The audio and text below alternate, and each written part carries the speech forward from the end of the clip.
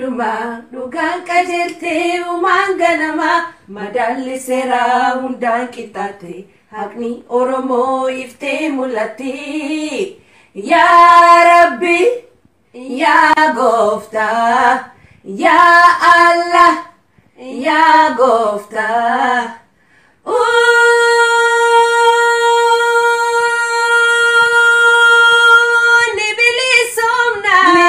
Somna ni wala bomna ni birmadom ni jifana yonoltan lola Oromo wajini firoman kamnu alaga wajini yonoltan lola Oromo walini firoman kamnu alaga wajini yonoltan lola Oromo walini firoman kamnu alaga wajini Ashama harka fuunee hordoftoota keenya kan biyya keessa biyya alaatti sanii nu daawwachaa jirtan kun sagantaa keessummaa addaa qabadhee isinii dhiyaadheetiin jira. Sagantaa araddaa marii irratti guyyaa har'aa keessummaan kiyya Guyyee Daraaraati wal barnootaaf garuma isaattiin isin dabarsa. Mee Guyyee daawwattoota keenya wal baradhu. Hayyeegaa isinis bakka istuudiyoo keessanitti naaf firtanii yaada kiyya narraa fuudhuuf waa'ee dhimma Oromoo fi Oromiyaa irratti Gaaffiin haadhi hisu keessaniif hedduu galatooma isin jedha. Ani Guyyee Daraaraa jedhama. Kanuma qeerroodha. Qeerroo siyaasaa keessattis baay'ee gara toora Feesbuukaa irrattis baay'ee barreessitaa, OMN irrattis dhiyaatteerta. Kanaaf si filanne waan siyaasaa keessatti qabsoon kee baay'ee gumaachuu guddaa qabsoo Oromoo tanaaf buusaa waan jirtuuf. Mee gamanumaa gara gaaffii kiyyaattiin darbaa gaaffiin kiyya kan jalqabame hidhamtoota siyaasaa. Jawaar Mohammadii fi Baqqalaa Garbaa hidhamtoota siyaasaa marti isaanii jechuudha. Yeroonii fi manni murtii yeroo tokko beellamaan lafarraa harkisuudhaan akkasitti murtii tokko malee yookaan badii tokko malee kanatti lafarra harkisee hamma yoonaa deemaa jiru kana mi'ate akkamitti ibsita waa'ee kanaa? Egaa irra deebi'ee galatoomaa isin jedha isin naaf hirrittanii yaada keenyarraa fuudhuu keessanii fi Egaa akkuma waliin beeknu mootummaa Itoophiyaa mootummaa durirraa kaasee gama shiraan beekaman. Kanaaf wanni isaan amma godhaa jiran kuni waan hedduu nama aarsati. Maaliif jennaan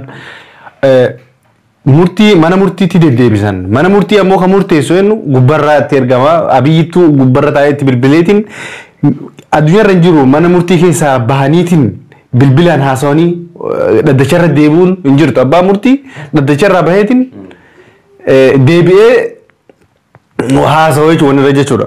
Kuni ammoo gaarii miti. Yeroo hundaa deddeebisuu dhimmi keessan ammallee ragaa isin barbaadaa jirra maalirra isin barbaadaa kuni shira karaa gabaabaa jechuudha.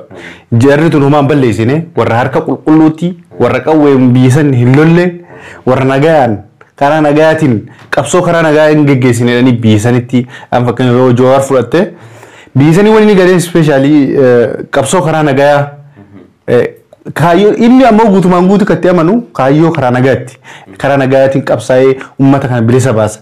Biyya tana Oromoo biyya Itoophiyaa tana keessatti mirgi isaanii sablammoota wal qixxee ta'an biyya tana keessa akka isaan nagaan jiraatan akka jecha irraa dhaabbatu akka gudeedda irraa dhaabbatu akka saamamuun dachii isaanii irraa dhaabbatu akka daangaa isaanii kabajamu akkasuma sablammoonni Itoophiyaa keessa jiraatan osoo hin shakkine osoo yoom du'a iftaan du'a moo akkamitti jiraanna jireenya isaaniitu akka hin shakkine jechuudha. Isaan uummata karaa nagaatiin qulqulloota kana karaa isaan nagaatiin isaan qabsaa'an harki isaanii qulqulluu kana shiraan jechuudha. Ifi abbaa barbaadan ajjeesanii isaanitti haqatan jechuudha.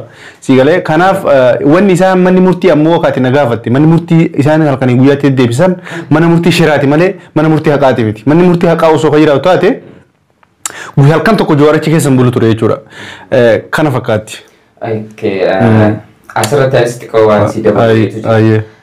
Dhugaa dubbachuuf sila abbaan alangaa ragaa quubsaa yeroo yekkuu isaan kana ragaa quubsaa waan akkanaatiin yakka kana hojjetan jedhee mana murtiitti yeroo dhiyeessu hamma yoonaa gisee daddabarsan ragaan isaanii kufaa ture.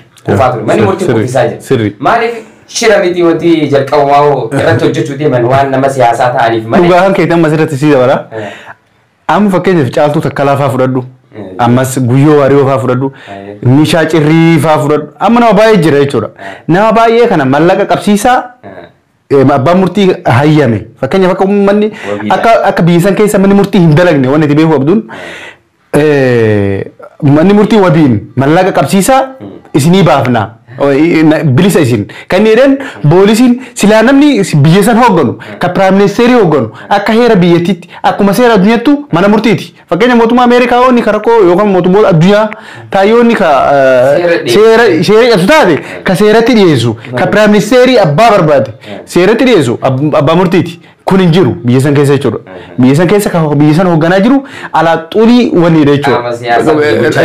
Paartii biyya bulchaa jiru amma bilchiginaa dandanattu gubbarraa abbaa murtii ka barbaadanidha. Abbaa murtii ni dhamu sila akka seeratti. Abbaa murtii ka feetaniiti ka barbaadde indoorsifti ka barbaadde akkana godhetteeni akka barbaadde akka fedhii isaanii irratti murteessisan jechuudha. Kanaaf amma yoo caaltuu takka lafaa fudhattee as dura guyyoo waaree guyyaa kana of fakkeenya fudhattu taate. Kaman murtii bilisa jedhanii wanni godhee fi ture mallaqa hagana qabsiisii bahii kan jedheen dacannee xaafafaa boolisiin hin baatu jedheen kana amma biyya kana hoogganaa jiru qaama seer maleessa qaama biyya fi bulcheedhe amma mootummaa maafiyaa biyya amma biyyarra jiru kana jechuudha kana fakkaati. Kuni amma seerri akka waan jirre nuti mul'isa jechuudha. Silaa seerri jiraate seerri kan kabajamuu qabu waan kan eessisu qabu seerri kan eessisu poolisii ta'ee uummanni murtii garuu seera sana hojiirra raawwachiisu gisee murteessa. Murtiin isaa sana eegamuu qabaaf ture jechuudha. Okay gamanumaa mee gaafitti aanutti si dabarsa. Mee kaayyoon isaanii maali jettamee jira kan yeroo kanatti hidhantoota siyaasaa garaagaraa hunda isaanii walitti qabanii hidhan kana mee kaayyoon isaanii maali? Kaayyoon isaanii ani akka yaada kiyyetti shira siin jedhee ture. Shira jechuun mootummaan Itoophiyaa durirraa kaasee fakkeenyaaf yoo Haile Sillaasee fudhatte Haile Sillaaseen qabsaa'ota Oromoo qaqqaalii mirga isaaniitiif falman mirga uummata isaaniitiif falman ka qawween mootummaa kanatti deebanii aangoo fuuna kan jenne kaanii fannisaa ka barbaade ajjeesaa ture. Dargiin akkasitti qabsaa'ota Oromoo akka Maammoo Muzammir akka Haile Maariyaam Gammadaa akka Haile Fidaa faa fannisaa ture. Biyyuma san keessatti kaayyoonni sirna nafxanyaa guutumaan guututti kaayyoon isaanii kana. Amma yoo ka fakkeenya fudhattu ta'e imbaasii duratti hiriira ba'anii turan. Imbaasii san duratti wanni Iskaandar Naggaa gadhiisaa Jowaar Nuur fannisaa mila kaayyoon isaanii jechuudha. Uummanni addunyaa jaarraa 20 takkaffaa keessa jira. Uummanni addunyaaf dura yaadan jechuudha. Isaan ammoo uummanni kun uummanni nafxanyaa kun jechuudha. Ilmaan isaanii uummanni kuni if duuba waggaa 21 yaadan obboleessoo dhugaa sitti maanii waggaa 200 if duuba yaadan jechuudha. Uummata waggaa durii xamanan jechuudha. Uummanni Oromoo uummata nagaa xamanu. Abbaa barbaadde fi uummata Oromoo. Uummanni Oromoo warri amma jaalala danqaraa jiru kun jaalatee osoo hin ta'in dirqi madachiise malee uummanni Oromoo diqqaa guddaan uummata nagaa xamanu. Kaayyoon isaanii guddaan hayyoota Oromoo kana dhabamsiisanii akka biyya san akka barbaadanitti akka fedhii isaanii bituudha. Garuu ammoo bituu hin danda'an itti fakkaate malee yeroo ammaa ka addunyaan qaroomte ka uummanni Oromoo barate ka qubeen uummanni dhaloonni kun barate biyya kana sa'aatii kanatti sa'aatii teekinooloojiin addunyaa babal'ate kanatti biyya san binne jechuun isaanii akka duuba yaaduudha. Amma kanumaa wajji wal qabatee dhimma amantii fakkeessanii amantii keessa galchanii amantii walitti buusuu yaalanii turan. Dhimmi kun kaayyoo isaanii sun hanga akka galma geesse fakkeenyaaf siyaasaa isaanii aangoorra turuuf jecha dhimma kana shiranii amantii wal fakkeessanii hayyoota sheekkoota jechuudha masgiideetti mana keessatti ajjeesaa turan. Kaayyoo suni dhugaa kan keetii kaayyoo gubbarraatti kan kennamu. Kaayyoo namichi Abiy Ahmad jedhanii suni gubbarraa 4 kiloorraa rafee hin jiru rafee bulee hin beeku Abiy Ahmad. Shira akkanaa xaxaa. Amerikaa bira dhaqee uummanni Oromoo uummanni Arsii fi Baalee fi kuni keessa jiru kuni uummata shoror keessaadha. Uummata fakkeenya Oromoo Tuulamaa kana fakkeenya uummata Maaccaa ka Oromoo gara biraa jirtu kana bineensa fakkeessan. Garuu ammoo dhugaan jiru uummanni Oromoo Tuulamaa kan keessa jiru ka fakkeenyaaf Baalee keessa Arsii keessa Shaharargee keessa jiru hin beeka. Waliin uummata Oromoo uummata kana waliin hiriira bahanii mirga isaanii falmachaa jiran waliin dhumaa jiru waliin hidhamaa jiran kanan beekan jechuudha. Kaayyoon uummata Oromoo ammoo kanaa miti. Fakkeenyaaf si kaasee uummanni Oromoo irra caalan isaanii naannoo baay'ee kee Oromoo kana keessa naanna'ee hin ture. Uummanni Oromoo mana tokko keessa kiristaana Ortodoksii Beenxee wanni jiraachaa baay'ee jira jechuudha. Uummanni Oromoo kana dhagaa obboleessoo qabsoon uummata Oromoo uummanni Oromoo kana bira guddatee jira. Dhaloota ammaa akka jedhanii sobuu hin danda'an. Amantaan qabbaati kan nuti amannu nuti amantaaf osoo hin qabsaahin Oromummaa keenya dursa nama biyya qabuttu nama eenyummaan isaa kabajameettu amantaa isaa waaqeffachuu danda'a karaa nagayaatiin bobba'ee gala. Amma osoo nageenyi biyya san keessa jiraate odoo kabajaan jiraate namni masgida seenee shee kana ajjeesu. Sheeka jechuun imaama nama homaa irraa quban qabne nama guddaa ummata dura dhaabbatee ummata sagachiisu imaama namaan ajjeesan. Kaayyoon isaanii guddaan sheeka ajjeefne akka ummanni kun dallaneetiin ummata Oromoo fakkeenyaaf nu keessa jiru ummata Oromoo yookaan amantoota biraa ka Oromiyaa keessa jiran akka waliin bu'anii ummanni kun fakkeenyaaf amantaa fakkeessanii wal lolanii kaayyoon abiyyoos ammoo mirkanaafee jira jechuudha. Ummanni keenya ammoo ashaatiriidha. Ummanni keenya beekaadha. Ummanni keenya hayyuudha. Waan kana bira kudeetiin jira jechuudha. Kanaaf yaa ti dabalu. Anis asirratti qowanni dabaluu barbaadu kaayyoon isaanii nafxanyaan duris walloo keessatti sheekota gataa turan antiisaa turan. Ammaas jechuun bifuma santu abiyyi duubattis nafxanyaa dhokatteetu jira. Dhokatanii abiyyi duuba sirna sana abiyyi akka Dr. Mararaan jee baloo jedhanii jee. Akkas jechuun waan isaan boocanii dudubaan sirna nafxanyaa halas baasanii fi baloo jedhanii san akkasuma sanwarra deemu jira abiyyi. Sheekotiin ajjeesuun Oromummaa kana yookaan duuba deebisu doofummaa jala namni bar ifee jiraan wallaalummaa keessa deebisuuf yaadan na fakkaataan yaada kooti beekte. Kan bira ammas dabalata amantii kamirraa yoo jechuun Oromoon gizee qabsootu amantii takarraa'u dhimma qabdu. Oromummaa isaanii cunqurfamoo fi gabummaa isaanii kana firraa fonqolchuuf jecha kan qabsootu. Sirna siyaasa sirna biyya bulchaa jiru sanii waliin malee namoota nagayaa Amaara amantii fedhaa hordofu. Nuti hiriyoota waliin guddanne qabna bilayyin Amaara ta'ee saba biraas ta'e Guraagees ta'e amantii isaanii wajji kabajaa waliif kabajaa wajji guddanne. Amantii irraa rakkoon tokko hin qabnu jechuuti. Abbaan fedhee akka ilaalcha akka inni itti amanetti waan inni itti amane san gaggeeffachuu danda'a amantiin abbaati. Garuu dhimma amma amantii fakkeessanii amantii waliif buusuuf deemu kun dhimma siyaasaa aangoo irra turuuf jechuudha yookaanis kanuma ummanni kaayyoon isaanii guddaan aangoo isaanii irreeffachuu mootummaa addunyaa duratti ummata Oromoo xurii dibuu kanuma garuu ammoo hin milkaa'uuf kana wanni isaaf dhaabamu namicha biyya bulcheedhu Ato Abiy Ahmediin wanni kun siif hin milkaa'u abadan hin kajeelin kanaa miti osoo gadi baatee sheekaf qeesii qaltee Oromoo kiristaanatii fi musliimatu wal qale keetu taatellee kun ummanni Oromoo kana bira guddatee hin jira amma miti ture eega bira guddatee keessattuu dhaloonni kenna dhaloonni qubee anaaf si walla jeebna amantaa jecha fakkeenyaaf kanaaf ummanni Oromoo amantaa waaqeffataa amantaa ortodoksii even amantaa amantiin kee kiristaantii yoo si ajjeese maaliin argata? Homaan argatu. Aareen ajjeeftee maal argata? Isaan garuu siyaasaadha. Aangorra turuuf baay'ee kaayyoon isaanii guddaan aangorra turuudha. Ammoo uummanni Oromoo kana bira guddatee kaayyoon keenya guddaan bilisummaadha. Biyya teenya irratti abbaa ta'uudha. Eega biyya teenya irratti abbaa taane booda biyya teenya irratti misoomne biyya teenya irratti nagaan amantaa barbaanne waaqeffannee jiraanna jechuudha. Kaayyoon keenya guddaan kana nagaan jechuudha osoo hin duune osoo hin ajjeefamne nagaan jiraanna biyya teenya irratti. Gaafii aanutti si dabarsaa gaafii sadaffaa qabsoo qeerroon biyya keessaa godhaa turte amma bifa jijjiirattee bifa mooderni ta'e jechuun bifa dubartiitti jijjiiramteetti jirti. Dubartiin naannoo garaagaraa keessa fakkeenyaaf hawwataa hirna kana ammaas itti fufti boruus magaalaa biraa dhageenya. Mee akkanatti bifa jijjiirattee deemaa jirtu kana maal fakkaata? Egaa qeerroo teennaa qarree teennaa shamarran teennaa seenaa Itoophiyaa keessatti kan wanni hiriirri amma dubartoota hin qindaa'ee hawwataa beekuni gubataniiti.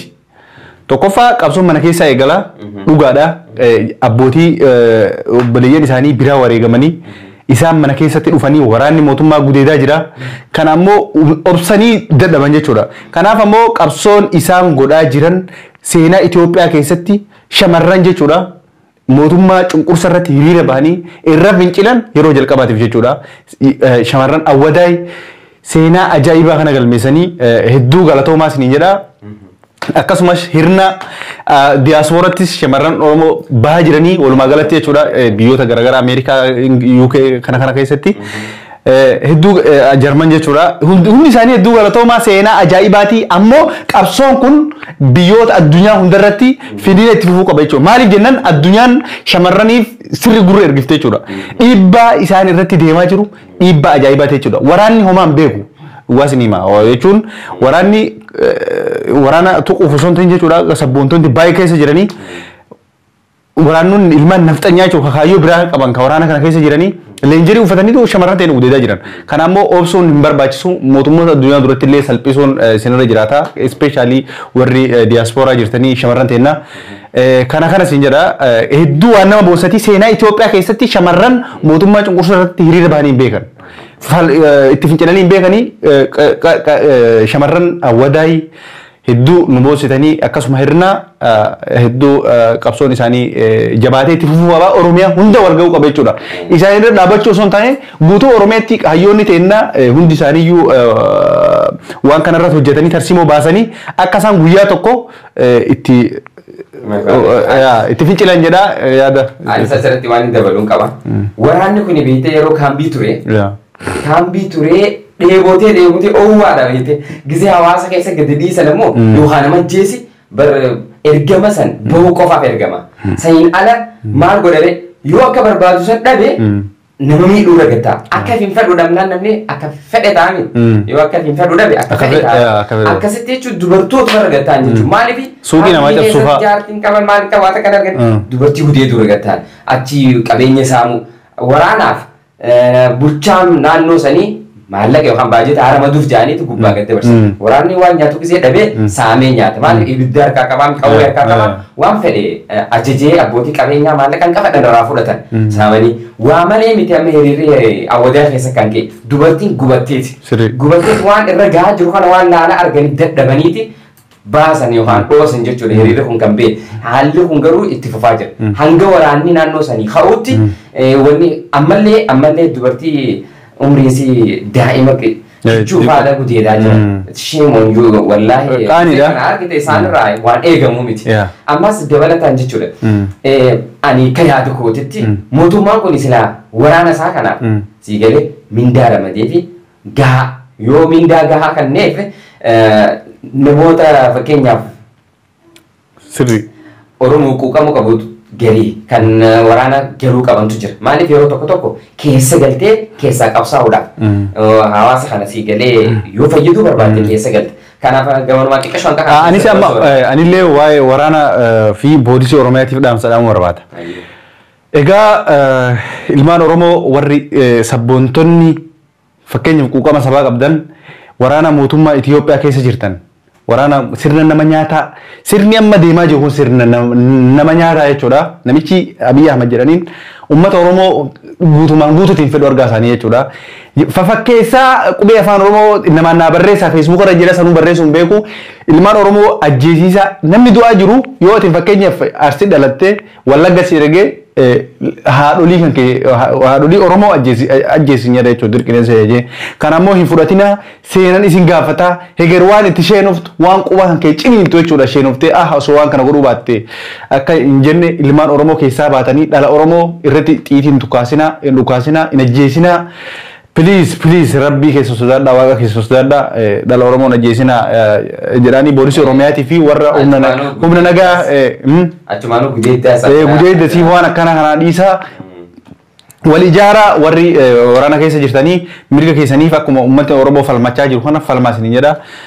Kana maratti yaanis ta'e qofa dabalu dubartiin obboleeyyan keessan amma haadha abbaan qaban isaanummaan waraana poolisii Oromiyaa ta'anii raayyaa ittisa biyyaa keessa jiran akkuma obboleeyyan keessanitti ilaala obboleettii ta'e deebitee miidhuu hin barbaadda hin feetu bar akkasumatti obboleeyyan keessan hin miidhina jeetiin dhaamsa kana gabanumaa isaanii dabarsuu fedha.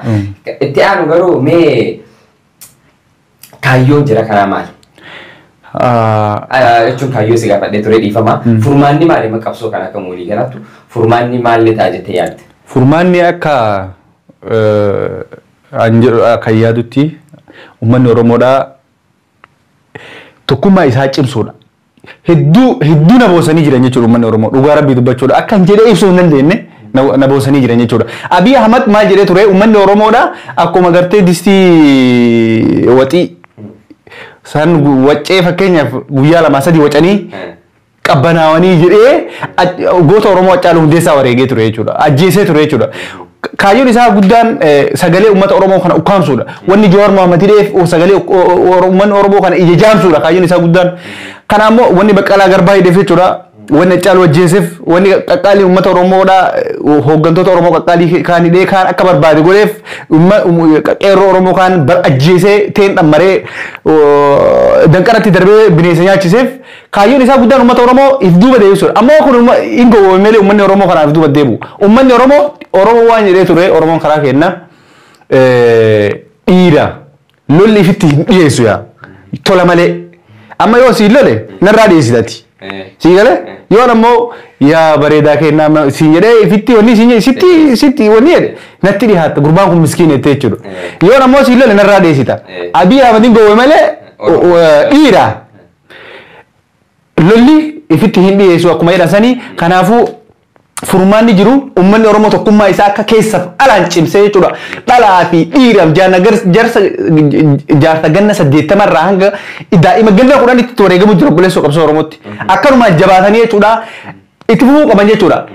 Cabiinsa kana jechuudha wanni amma waan amma nurratti tahaa jiru kana laaltanii hamilee keessan hin cabin bilisummaan Oromoo akkanumatti nutti dhiyaataa jirti jechuudha. Akkuma amma fincillee mirga keenya falmachaa jiru kana ummanni Oromoo ummata jabaadha. Ummata waggaa 150 osoo harka kennin osoo sammuun isaa hin gabroomin osoo ajjeefamu biyya Itoophiyaa san keessatti osoo biyyaa baqatu osoo bineensa Saharaa nyaatamu osoo baara qurxummii nyaatamu as ga'e jechuudha. Kana ammoo uummanni dhaloonni kun harka kan kennine abdii qabaa keessaaf alaanii dippiloomaatota Ameerikaa guutumaan guututti cufaa jirtanii biyyoota isterni biyyoota lixaa guutumaan guututti wanni goshatti daawwan godhaa jirtanii jabaadhaa Abiy Ahmed daawwan akkuma ittanii itti fuutan kanaan itti fufa hagani daawwan ta'ee masigoo Oromiyaa keessaa rimuuf ta'uu jechuudha. Kanaaf jabaadhaa isin jira tokkummaa keessan jabeessa tokkummaa bilisa nu baasa dhugaa rabbi dubbachuudhaaf jechuudha.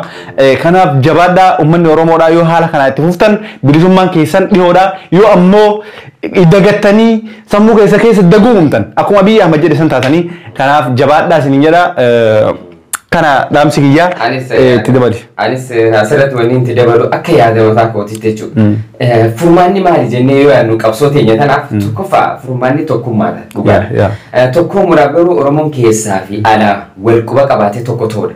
Teknooloojiin fiddee sooshaal miidiyaa irratti yaada barbaaddee yaada tokkummaa Oromoo cimsuu yuutuubara garaagaraatiin wantoota garaagaraatiin miidiyaaleen babal'achaa jira. Kana hundaan Oromoo dadammeessitee tokko gootee akka bakka takkaa qabsaa'an. Kuni tokkummaa waan cimsuu irratti waan hojjetan kana ittiin dabalaanis kanaan dabaluu barbaadee kan biraa ammas Oromoon gizee qabsootu biyya keessaa ta'ee biyya alaati yeroo tokko qabsooyitanii fincilaa fi hiriira garaagaraa gaggeessanii dhaabina. Bakka takkaa itti fufa. Kiyyaa tokko labsamee. Qabsaa'an kutaalee garaagaraa kutaa lama sadii irratti hafuun qabu waan dhiisuun qaban. Kutaalee guutuurra maaliif yoo bakka takkaa kan ka'an ta'e humna mootummaa kana dadhabsiisan. Waraanni mootummaa gara deemuu wallaala. Achitti ergamaa asitti ergamaa ofiifuu ni bibittinnaawaa jechuudha. Saniifuu bakka takkaa akka warra biyya keessa jiru hirnaa fi hawwataa qofa irratti eeguu osoo hin ta'in biyyoota biraatti magaalota biraa hunda keessa bakka takkaa yoo hiriira garaagaraa gaggeessan yookaan tarkaanfii fudhatan gaarii jeetii yaada. Dhumarratti yoo dhaamsa qabaatte meeqa manumaa dhaamsa? Dhaamsi kiyyaa atillee na duraaf itti beektaa namni uummanni Oromoo tokkummaa isaa cimsuu qaba. Kan isin jedha wanni amma nutti as deemaa jiru kun yoo jabaanne salphinni kana irraa ni baana. Yoo jabaanne jechuudha. Yoo ammoo laafne waan sooshaal miidiyaa kanarratti deemu waan diinonni Oromoodhaa feesbuuka maqaa garaagaraatiin banatanii uummata Oromoo hamilee cabsuudhaaf waan garaagaraa akka waan gandummaa godhanii isaan leellisan kana laallee hamileen keenya cabee cabiinsi keenya caba jechuudha. Itti fufu jechuudha. Yoo ammoo jabaannee waan akkanaa waan xixiqqoo akkanaa kana dhiifnetiin tokkummaa keenya diinni keenya guddaan Abiy Ahmed dhugaa rabbii isin himanii diinni keenya guddaan uummata Oromoo qofaa miti. Uummanni Itoophiyaa kunuu fakkeenyaaf diina uummatuma Amaaraati iyyuu barra uummanni Amaaraan beekan malee halkan tokkochetti hooggantoota isaanii nama meeqa fixirraa hin beekan garuu isaan jechuudha. Sun dantaa isaaniiti. Uummanni Oromoo jabaatee hamilee wanni takkaan jechuudha. Yoo didee bilisummaan Oromoo as kaloofti tokkummaa keessan jabeessaa isin jedha kana dhaamachuuf dha. Anis irratti waan itti dabaluu qaba. Dhaamsi koo uummanni Oromoo shiraan mootummaan kun yoo paartii akka isaan paartii cimaa tokko kan qabaanneef sababa ajjecha caaluutiin fuudhee abaawos hidhee kaafaawos hidhee mee jarri kun bar ajjecha caaluu keessa harkaan qabu namoota ajjecha caaluu keessa harka qaban jee nama sadii dhiyeessine san keessaa lama qabanii dhiyeessan murtii irratti dabarsan maal akkas kuni kan ajjecha qaba eegee isaan hidhaman booda gocha raawwatameefis yakkuu malan yakkuudhaaf seera dhiyeessanii turan kunis fudhataman qabne ture saniifuu ammoo inni asirratti ibsuu barbaade in bahan hidhaa isaanii fixatanii boon isaanii noolu hundi isaanii boon isaanii noolu shira mootummaa kana egaa arkan jechuudha paartii siyaasaa biyya keessa jirtu san cimsachuudha Oromoon akka dhaabaatti yoo cime malee waan akka jaarmiyaatti yoo jaaramee cime malee kaayyoo isaatiin waan qabsaa'u san bakkaan hin ga'u bakkaan ga'uudhaaf jara kana cimsatee jabeeffachuu qaba. Dhaamsi kiyya gabanumaa. Anilleen xiqqoo waan narraaf jira. Egaa yaa Oromoo yeroo ammaa kana aarsaa guddaa kafalaa jirra akkasumas hooggantoota Oromoo qaqqaaliin mana hidhaa jira dabalatumaan akka artistii Oromoo qaalii Hacaaluu Hundeessaa nurraa ajjeesanii jiranii wanni takkitti isin dhaamu hoogganaa jechuudha. Tokkoffaa kinniisa mootii jalaa fuudhan kenniifni yoo mootii jalaa fuute tiitiisa ta'a jechuudha kenniifnummaan jechuudha. Hoogganaa Oromoo Jowaar Mohaammed mana hidhaa jira hoogganaa Oromooti jechuudha. Ija Oromooti leedera jechuudha. Kanaaf tokkummaadhaan wareegama barbaachisu kafaltanii hoogganaa Oromoo Jowaar Mohaammed mana hidhaa keessa jira mana hidhaatii baafachuu qabdan isiniin jedha yaa Oromoo dubbiin Hayilee Fidaa akkanatti hin deebine isiniin jedha gamanumaan waan asitti naaf feertee yaadana raafuteef galatoomii dhaamsa keetti muradhe. Galatoomii hordoftoota keenya kabajamoo fi jaalatamoo sagantaa marii har'a qabannee kunu waliin sagantaa bal'aa ta'e irratti mari'annee irratti haasofnee isinii dabarsaa turre har'aaf asuma irratti xumurra sagantaa biraatiin amma walitti deebinutti gamanumaa nageetti isinii